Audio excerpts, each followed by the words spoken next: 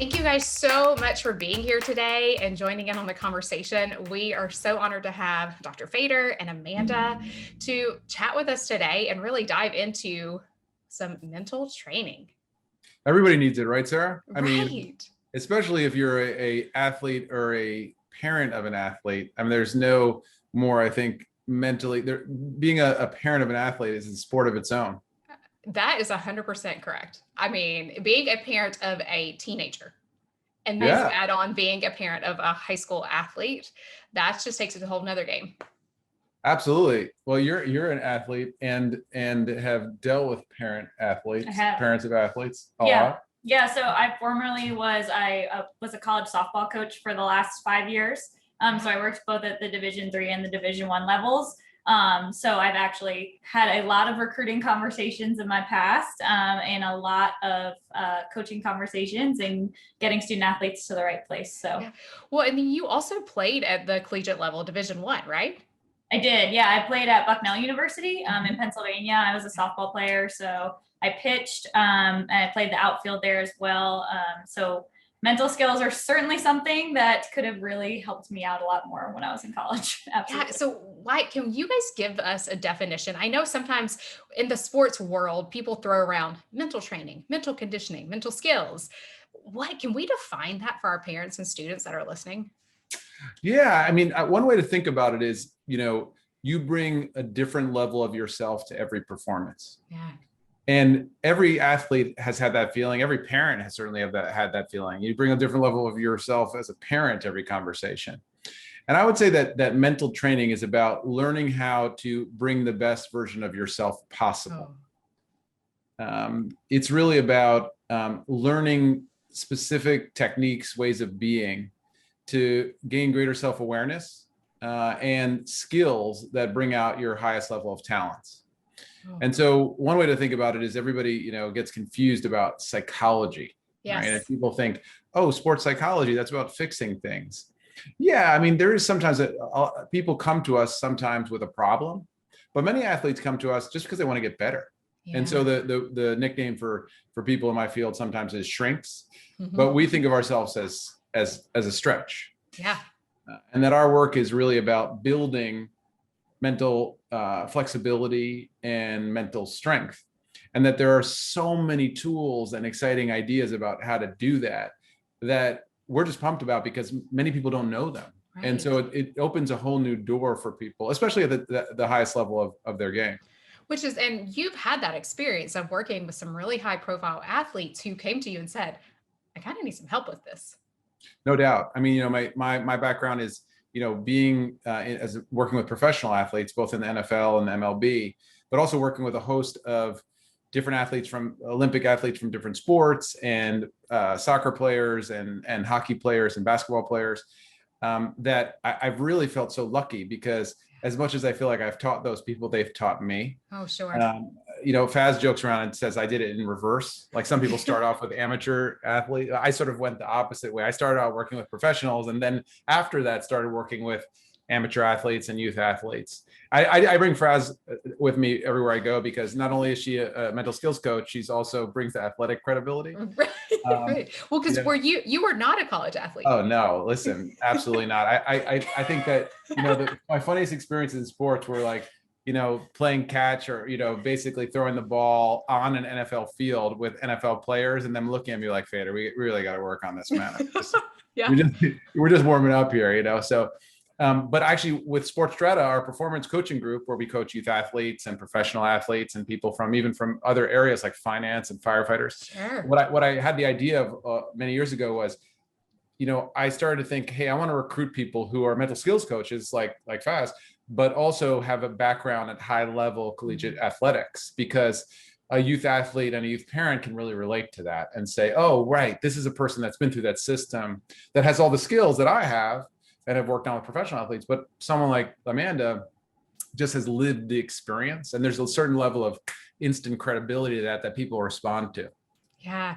And one of the things that I was hearing you say is you're talking about these high profile athletes and you're talking about all these things, moving to that direction of working with our youth athletes. And what I'm seeing is, these athletes really need to start working on this mental training earlier, Yeah, absolutely. especially with everything that they have like being thrown their way. I mean, we did not have social media, 15 years ago. And now these kids who are 15 years old, 16 years old are being thrown so many different things at one time.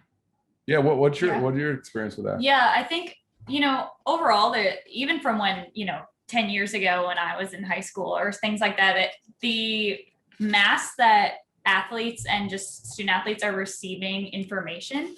Yes. Now it's like information overload. And it's, a processing overload for a lot of kids. And I think what that does at the higher and higher levels you go, you're continuing to try to keep up with that. You're trying to compare yourself to it. And then even in a recruiting process now, you see, when I was being recruited, I didn't have to worry about posting my videos on Twitter and how many likes I was getting and tagging all these coaches and all of these things that start to come into play, that all of a sudden it becomes, where's my focus at? Because my focus, we're meant to just be, our attention's very limited. And so we're meant to not be able to focus on many things at one time, but we just continue to expand it and expand it and expand it. And it brings that question into play of, okay, where does our focus need to be when we want to be at our best? And where is it at on a daily basis? I just think continues to get expanded the more time goes on and the more we see these athletes trying to just keep up with everything. And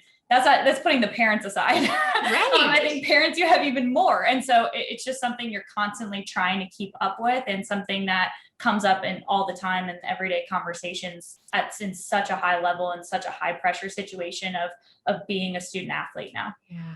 So as I'm thinking of some of these kids, I work with them academically, we're meeting one-on-one, we're trying to get through all these academic issues, or, they learn some new strategies. And one of the conversations I'm always having is, how much time have you been on your phone? So how is this impacting them when our focus is so limited? Yeah, well, I mean, I think Sarah, a colleague in sports psychology once said that attention is the currency of performance. Oh, that's really good. And I think it really is. And it really summarizes a lot of what we're talking about here. And look, I mean, we're not going to win the battle against the gram. Like, that's just not happening. No way. Fader against TikTok wins. Hands down. So the question really is, how do you give people skills in both focused attention and moderation, right? Like, what are the skills that a youth athlete needs to learn and understand how to pay attention to things? And so, what there are so many ways to improve your mental muscle around those things. I mean, certainly there are things we think about it in terms of macro and micro conditioning. Oh, right? Yeah. Macro routine and a micro routine. And in a macro routine, it's like, what as a student athlete, what are you doing every day to create a great brain space? Like, what is your day-to-day that you're doing, rather than focus on I'm not trying to say, relax, everybody's listening, I'm not trying to say it's a problem, social media. Rather than focus on the obstacle that might get in your way, the distracting thing. How do you focus on putting your attention to things that's going to build mental strength and flexibility? So, for example, things like mindfulness. Yeah. That's a thing that you can choose to do every day, and it's going to create a baseline for your ability to handle this distraction. Even just thinking through the student athlete what their routine is. I mean, I had the experience of working in the minor leagues of baseball, and a lot of these players would get there and they'd be like 18, 19 years old. And this is true with college athletes too. They had no idea how to run their life. They really had no idea. And part of that is just, you're super talented and you're playing sports all day, that everybody's kind of doing it for you in some way. Sure. So helping people to realize, oh, this is how I'm going to manage my time. Like, this is how I'm going to choose to use airplane mode. Like, this is when to put airplane mode on. I'll give you one specific example. One of the things I work on with athletes all the time is to have a shutdown and power up situation with their phone before and after games. Oh, yeah. A lot of athletes are good about shutting off social media and stuff like that before games, but the second they get back to the locker room, they're like flipping on social media and they're like seeing what people are saying. And you don't even have time to reflect on your experience. You can't think like, what did I do well? What didn't I do well? My own opinion. Before all of a sudden your brain is filled with like what, you know, the New York Post says or whatever. Like, Right. and so you would think that for a youth athlete that wasn't happening, but it's actually just the same, right? All these things, positive or negative, but I encourage athletes to take time to reflect on their own performance before they listen to anyone else defining how they did. I love that, because I actually have not ever heard anyone kind of bring that up and say to our students, you know, I guess I find that, you know, working in, you know, Division I athletics for a number of years, I would see our students have a routine. A lot of them, you know, especially came to like Big Ten championships or national championships, they were off of social media because they didn't want the noise that was around them. But the moment it was all over, they were back on it. Completely. Yeah. And I get it. Like for me, it's like, I get sucked in. I don't have any of it on my phone. So what I choose to do is, I used to, and actually when I was working in pro sports, I found I would get wrapped up in it a little bit more, but I don't have it on my phone. I just do it all on the desktop. And so that's just that's how I make peace with it. I think that, you know, there are so many ways to do it, but I just suggest to think in your life, when should you have things on and when should you have things off, right? Don't, you know, it's just like the whole world of push notifications. Like you should be pushing, not someone else. Right. Oh, I cannot tell you how many times they'll say, do you want notifications on this one? No, thank you. I don't need any of that noise right now. Yeah. But I was sitting with an athlete, you know, this is like pre-pandemic, but I was sitting with an athlete and he was telling me, he's talking to me and I'm like, his phone keeps going off. And I was like, cool. But I was like, hey, what, you getting a lot of texts and stuff like that? He's like, no, that was Sports Center. I'm like, wait, what? And so I went with him through his phone, and I like the amount of alerts that he was getting on his phone were just like, I'm like, you can't be a professional athlete and have that much. There's so, it's already so hard. So I think though that what I would just say about this though is, you know, it's helping people to come to it on their own. Right. That a lot of times what we do as coaches or parents is say like, this is what you should do. And that, you know, a youth athlete or anybody is just going to say, no, like that's unreasonable. So it's helping people to ask questions rather than tell, and say like, how should you use your phone? How's your phone affecting you? What would it be like if you had a period to reflect on your own performance before these came in? How would that change the game for you in some way? What if you just said, all right, I'm going to take 3 minutes to think, what did I do well in that game? Yeah. And what could I improve before I talk to anyone, to form my own opinion, and then start to seek out opinions from coaches and other players, and then the whole world through social media. How? You see, that's ironic. We just both got emergency alerts about conserving energy because from Verizon. It's totally. Like that. That's like the most like staged and perfect. We're like talking about notifications and interruptions, and our phones just go off. We probably will edit some of that out. I don't think so. I think you should go for that. That was hilarious. That's awesome. You know, one of the quotes I always say, which I love so much, is the Mike Tyson quote. Everybody has a plan until they get punched in the face. Yes. And everybody loves that quote, but they don't really think about what it means, right? What it means is like stuff is going to go wrong in your in your life. And, you know, the people that do well know ahead of time, if this happens, I will do X. That's what mental training is about. Right. Mental training is about that. Mental training is about responding and not reacting. And so mental training is saying, oh, I know what I'm going to do when I get stressed. I'm going to get stressed. That's the illusion. Like, oh, if I do mental training, I won't get stressed. That's absolutely not true.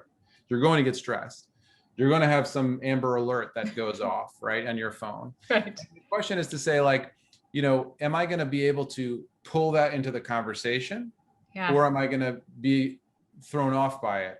And am I going to be able to learn from this, or am I going to turn it into a self-criticism? Right. And so, you know, this is about learning how to shift focus in these situations that come up to us, right? I don't know. What do you think? No, yeah, I think Fader touched on a really good point. In a lot of people think that as us who are the coaches on our end, that we have all these answers. Yes.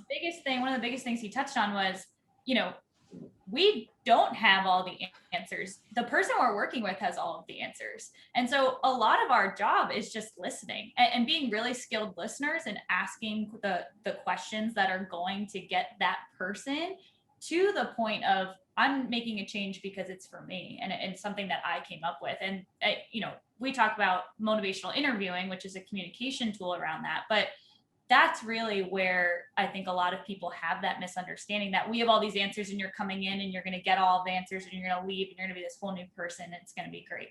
And it's totally something completely different than that, because we're able to work with somebody and have them in an athlete sense get to the point where they're making the changes for themselves and they came up with it. It was internally driven. And it's something that I think from the youth level all the way up to the professional level, something that really creates positive change. And would you say when you've seen this in students, where you've seen a student come in, you're working with them and they realize, oh, like this is from the inside, like I am kind of in control of this. Have you seen their confidence level go up when they do these kind of training skills? Yeah, I mean, I think it's something that whenever as a coach or as a mental skills coach or as a parent, whenever you're working with somebody or you're trying to help somebody, get to that point where they're changing internally and it came and it was driven from them, you're going to see that it's long lasting. From a coaching perspective, from a skills coaching perspective, if you're teaching a skill to somebody and then, I hear from coaches all the time, like, well, we did it in practice. They're not listening. The athlete's not listening. Right. And the first thing to ask is, well, how did you teach it? Right. Because from my experience, it's not that athletes aren't listening. It's, are we teaching them in the way that's really going to get them to understand the skill and be able to perform it when we need them to, or when they want themselves to. And so I think you do notice that difference in it's a part of learning. It's a part of motor behavior and the way that people learn skills and acquire skills and then are able to go out and perform. And it's not something that just by me telling you, yeah, every once in a while that might be something that works, but for true building of an athlete and for as a parent or as the coach, as the skills coach, as the mental skills coach, it's something that when you're able to see that click for that person, because it was internally driven, it's going to create this sense of, yeah, I did that, right? Mm-hmm. That's something that did come from me. And it's something that you see just continue over time. And then all of a sudden we're seeing it in games, right? Yeah. We're not just seeing it in practice anymore. And, some of the students I work with, we talk about all these things they're learning in practice. And I love what you were talking about, how you start to see them formulated on their own. But a lot of times kids will come to me and we'll start talking academics. I'll ask them and they'll say, oh, I get so nervous before an exam, or like I have this big project and I'm in my head too much. And I always ask them, well, how do you prepare for a major game? How do you prepare for a big competition? Because that preparation is one and the same. So do you guys see students who maybe have done a lot of work with mental training on the athletic side? How do you see that carrying over to even just like everyday life, working in the classroom, all of that type of stuff? I mean, there's a direct correlate. My big belief is that life is a sport. Yeah. I wrote a book about it called Life is Life is a Sport. And, in my view, all the mental skills that can help you on a football field or a baseball field, that can help you as a figure skater, can help you with test taking, can help you with dating, can help you with presenting, making a podcast, that everything to some extent is a performance, not in the sense that, from hosting the show that sometimes you feel great, that went perfect. And someone like, I could have changed that. And so, things like self-talk, how we speak to ourselves, how we guide that inner voice, things like imagery, how we practice in our mind before we hit our stage of play. These things are equally effective, whether we're throwing a ball or whether we're sitting in a test or giving a presentation to our class. So, for me, it's really about saying, what are the skills? How should I think about things, and how should I act that allow me to bring out my best performance? But I just want to go back to something that you were saying in your discussion with Amanda, if that's okay. Oh, sure. Yeah. Say, that I really appreciated what you were asking, Amanda, and actually what you said as a response to her, which was like, hey, what I ask students is, well, how would you prepare for a game? See, that's a skill, right? See, because what you're doing there is rather than you're telling them, do this, you're asking them. And so really, we, as Amanda said, we work a lot in this framework of motivational interviewing, which is an evidence-based way, a science-based way to communicate. Works for doctors, works for coaches, and works for parents.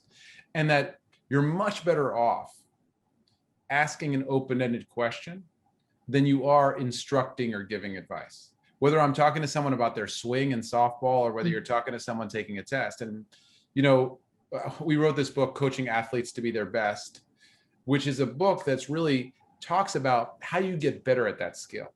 Asking questions is a skill, just like, you know, like throwing a slider. Like the first time you do it, you're not very good. And then you do it 1,000 times and all of a sudden, like you get the hang of it. You know, that was an example of a great question. So what we encourage coaches and parents to think about is, how can I get better at listening? What are the active ingredients? Because everything that Faz was talking about, those are all practicable skills. Right. Like you can get better at asking questions to athletes. You can get better at leading an inquiry with them and getting them thinking about building confidence. Like, you know, you want to build confidence, you can say you're great, or you can say, hey, what are you good at? Right? Those are two very different ways of approaching it, right? Saying, hey, you're so great at this, or saying, I'm just curious, what are you great at in life? And those things have a different effect on someone's brain. And if they're the one arguing for the change, it's much more effective than us telling them. Yeah. Wow. That is powerful in itself, of just these small little things that we can do. And I love that you brought up self-talk, because I've seen athletes go through that. And it's because they've sat with someone like yourself to say, okay, I want to be better. I want to be better at what I do. So knowing that self-talk is actually a technique that we can use, what does that look like? Could you give us just a tangible example of maybe some self-talk that you typically do, or maybe Amanda, when you're playing, some that maybe you did as well? Let's hear from the athlete first, and then I'll give my thoughts.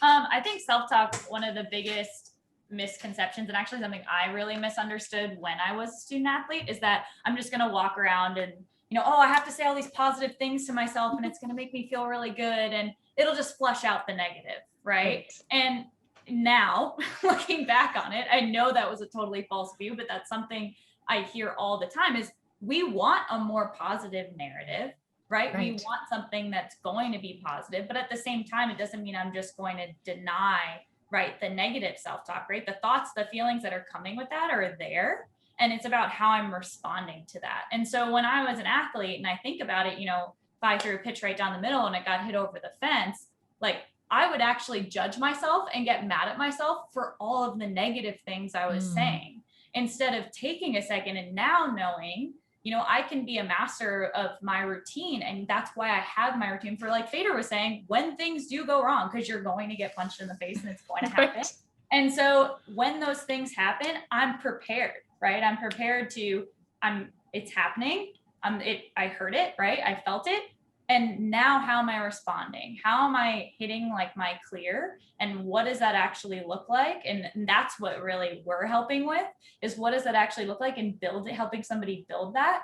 That way, now I'm able to respond with something more positive, and I'm able to come back and then execute on the next pitch. And so I know that was kind of like a broad sense example, but I think I feel like that's a great example, because most athletes, whether they're like a pitcher or a track runner and they're running hurdles, like whatever it could be, there are going to be those moments where, you know, you threw a ball down the middle. I mean, it was a strike.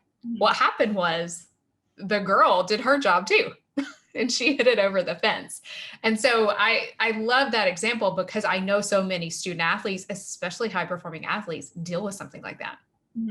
There's no question. I think Faz's example was great about her own experience. I think, you know, for me, it's really about saying, I think your distinction was fantastic, right? People have a misunderstanding about self-talk. They think it's about this positive kind of Pollyanna. No, it's not about that. In fact, to me, the main features of excellent self-talk are that it's really believable to you. And oftentimes it's more instructional than positive. meaning it's telling you what you should do, right? Yeah. Rather than what you should have done, right? So that's a distinction. Like great self-talk is about what I should do, not what I should have done. And so an example of this that I think a lot about is the issue with self-talk is you have to know what the tool is and where it is to be able to use it. So oftentimes it's kind of like we're driving a car, right? And then all of a sudden something jumps in the front of the road and we're looking for our steering wheel. Like we don't know where it is. Like we're like, oh, where's the steering? So you got to know where the steering wheel is in order to use it. You have to know what your self-talk statement is in order to be able to avoid or swerve. You can't change a thought that comes to you. You can't stop a thought, but you certainly can change how you respond to a thought. Yeah. You can never change your thoughts. That's like thinking positively. You know, I'm an optimist, but that's sort of coincidental. Like you can't change a thought. I have negative thoughts during the day all the time. Like, oh, I should have done this, or I should have said this. That's just what happens. But your ability to train yourself at saying, if I have a thought that's unhelpful, I'm going to recognize it. And I'm going to think of a different way to shift my focus. So examples of thoughts that of self-talk, that more generic self-talk that I think is helpful. One of the things I say to myself all the time in situations like that is, what's next? Or what's important now? Those phrases are helpful to me because that's relevant no matter what. If something goes wrong in an interview, something goes wrong if I'm presenting something, maybe I lose my patience in a situation. That already happened. I can't control that. So when I say to myself, what's next or what's important now, that ball that's gone, right? That pitch I messed up, that swing I missed, whatever, like that race I didn't, PR, like that's gone. Like that marathon happened. So the question is, what's next? Right. And so the more you can focus on the present focus and train your brain, train yourself to speak to yourself, and self-talk is actually should be called self-coaching. Oh, I like that. That's really what you're doing. You're self-coaching. And there are things that you can do to gamify and change that. There's some research that suggests that if you talk to yourself in the third person, it's better. So for you to say, Sarah needs to do this. Yeah. Right. Sarah needs just to move on to what's next. Your brain's going to accept that more. It's more distanced versus kind of stuck, immersed. Like, I need to do this, like that kind of thinking. You get into that mind of criticism. And so we're just beginning to understand, or science is just beginning to understand how powerful this is. Right. But we know it is, and we know it's effective, and we know you can practice it. And it changes everything from performance on a test to parenting to being an athlete. Wow. I love how you're saying now that self-coaching. I feel like for a lot of students and even parents, that's just a little more relatable because they live in that world of athletics where, they basically have a coach for everything. So why not have your self-coach? Yeah, absolutely. Yeah. The thing is that one of the reasons why I talk to coaches a lot about the way they talk to athletes is because I remind them, your voice is going to be in their head in the game. Do you want that voice to be a screaming maniac, right? Or do you want it to be a calm, cool, and collected vibe that's like urging them to be their best? Yeah. What voice do you want to have an athlete on their head? Yeah. And so when coaches start to think about that, or parents start to think about do I want them to hear my screaming maniac voice in their mind when they're at the plate? Or do I want them to hear like, hey, just this pitch, right? Like which vibe do you want in their head? It really, really helps people to be self-reflective. Yeah. And so self-coaching is impacted by a lot of things, including the way we talk to athletes that are in our life. Yeah. And so I think that helps to put in perspective and not respond out of frustration as much. Yeah. And as you were saying that, my brain immediately went to my college career, and I'm thinking, I vividly remember some of those conversations that are still stuck in my head because maybe the tone was just a little different about the situation. Yep. Yeah, no doubt. And it's hard, but I think coaching is a sport. Being a parent is a sport. All right. These are things that, to me, I think my biggest and most important sport is being a dad. Yeah. That's the most important sport I play. And all the skills that we're talking about affect me every day in my ability to be patient and thoughtful and kind. And so I think that, certainly it's these skills form a bridge through our whole life. Yeah. Oh, I love that so much. And I think that parents can really take value into some of these tips and techniques and really help their students as they're going through all this process, because it's not easy on either end. But when you can kind of put it all together and be on the same track, it makes it just a little less hairy, if you will. No question. Absolutely. Hairless almost. Right. Right. Right. Well, you guys know the podcast is called Confessions from the Sidelines. And I ask all of our guests. And so I would love to know this answer from you guys is, what is your favorite memory from standing on the sidelines? Oh, wow. You go Probably first. have so many. I'm going to give Fader a minute to think of his. Gosh, one of my favorite moments, I don't know if I could just pick one favorite moment. But in, previously in my skills softball coaching career, I was on the sideline and as a coach, and we were in I was at the University of Tennessee, and we were in the SEC tournament, and we were losing in the first round, which nobody ever wants to go out in the first the very first to go home. And it was the last inning, it was the bottom of the 7th inning, and we had just gone down by a run the inning before, and we had 2 runners on, and one of our hitters who was struggling. It was fair to say, if she would ever hear this, it was fair to say she was struggling at the time, and she just came up and hit a changeup, which in softball, and it just being an off-speed pitch and being really difficult to hit, and something that she's always struggled with, like she just sat back and crushed it. And I think one of those things that obviously the runs came around to score, and we won the game. One, I think it's so easy to look at that and say, oh, we won, like that's why we were so happy. But I think on the other end, when it came to that specific athlete, a lot of my favorite moments of being on the sideline, it's because of everything that came before that. Right. It's not the moment. The moment's so big. The moment's awesome. Like the moment is why people are so attracted to sports. Mm-hmm. But I think for the people standing on the sidelines, it's always the conversations that happen before the game, right? Like the support that came from that athlete meeting somebody all the way up until that point. And also knowing that, just a few days ago, we were out and we were putting in the extra reps, and we were having the extra conversations, and keeping it positive and keeping it light before the game. Like all of those things, to me, like you asked me what my favorite moment is, like that moment was great. But knowing everything that went into that moment is, I think, what for me makes it so special as somebody that was on the sidelines supporting that person. Yeah. I got chills as you were like telling that story, because I've been on like the coaching side as well, seeing your players reach their potential, and from an academic side also seeing that. So I can totally relate to that moment. Absolutely. Yeah. Fader, what do you have? I mean, I just, as Faz said, I just have so many incredible memories. But I think when I think about one of my favorite moments was just a real quiet moment, but it was at the World Series when we played the Royals in the World Series when I was with the Mets. And to your point, so much had gone into that.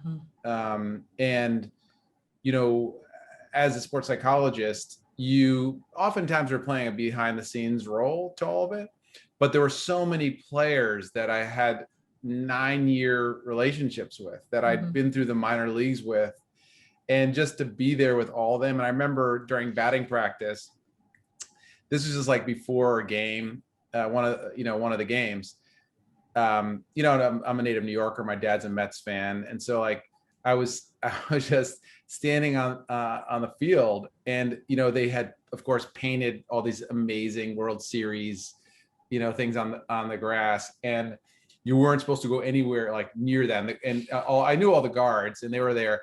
And I just decided to step my foot like a little bit on like the area where you're not supposed to step. And I remember thinking as I stepped there, I did it on purpose, because I was with a bunch of coaches that were like near me. I don't think anyone even noticed, but it was sort of feeling like to wake myself up to feeling like this is really happening. Like you're standing on the field of the World Series. And to think, one of the things I think that we all struggle with is we're all so past and future focused. And so I really wanted to kind of mark that in my mind and say, like, this is such an incredible experience, and to show gratitude to myself and the people that, well, you know, let me tell you, I didn't have that many big hits in the World Series. So like other people got me there.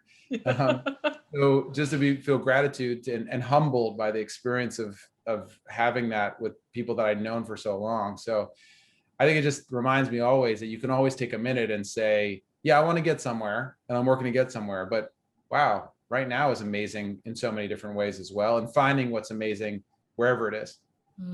That's so powerful, because I mean, you're 100% correct that we're always either thinking about the past or the future, and we're not. And sometimes we do need to take that moment of saying, I am here in the present, and here is what is happening, and here's the moment I can be grateful for. Absolutely. I'm grateful to talk to you, Sarah. I think what you're doing is really cool. And I think you're helping a lot of youth athletes and students and parents, and in these confessions. We're glad to confess. We'll confess more. We'll confess all day. We'll confess all day anyway. Well, and maybe that's something we need to have you guys back as we kind of move forward in this like post-pandemic year as kids are getting back on the fields. We'd be delighted. Yeah. Thank you guys so much for being here today. Our pleasure. Thanks, Sarah.